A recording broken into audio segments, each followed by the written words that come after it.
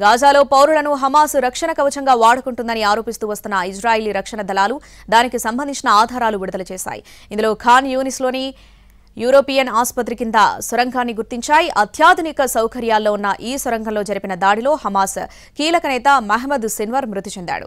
Sinwar మృతదేహాన్ని వెలికితీశాయి IDF దళాలు. గాజాపై భీకర దాడులు చేస్తున్న ఇజ్రాయెల్ హమాస్ కీలక నేత మహ్మద్ సిన్వర్ను హతమార్చింది. ఖాన్ యూనిస్లోని యూరోపియన్ ఆసుపత్రి కింద ఉన్న సొరంగంపై దాడి ఘటనలో సిన్వర్ చనిపోయాడు.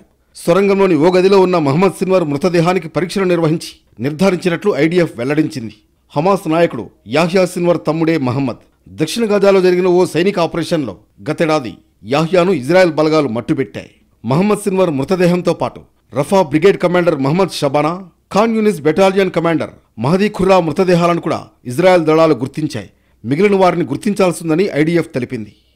ఇజ్రాయెల్ బలగాలు గాజాలోని యూరోపియన్ ఆసుపత్రి కింద ఉన్న హమాస్ సొరంగానికి కొందరు విదేశీ రిపోర్టర్లను తీసుకువెళ్లాయి. అక్కడ కమాండ్ అండ్ కంట్రోల్ సెంటర్ను నిర్వహిస్తున్నట్లు చెబుతున్నాయి. సాధారణ పౌరులను హమాస్ కవచాల వలె వాడుకుంటుందన్న దానికి ఇదే పెద్ద ఉదాహరణ అని ఐడీఎఫ్ ఆరోపిస్తోంది. ఆసుపత్రి ఎమర్జెన్సీ రూమ్ కిందే కొన్ని గదులతో కూడిన నిర్మాణాన్ని గుర్తించామని, వాటిలోని ఓ గదిలో మహమ్మద్ సిన్వర్ మృతదేహాన్ని గుర్తించామని వివరించింది. దాదాపు 8 మీటర్ల లోతైన సొరంగంలో వీరు నక్కినట్లు ఇజ్రాయెల్ దళాలు చెబుతున్నాయి. ఇక్కడ తమ దళాలు దాడి చేసినా ఆసుపత్రి మాత్రం యథావిధిగా కొనసాగుతూనే ఉందంటున్నాయి. మహమ్మద్ సిన్వర్ గత నెలలో మృతి చెందిన ఇజ్రాయెల్ బలగాలు సొరంగంలోకి ప్రవేశించాకే ఆ విషయం నిర్ధారణైంది. హమాస్ అధినేత యాహ్యా సిన్వర్ సోదరుడే మహమ్మద్ సిన్వర్.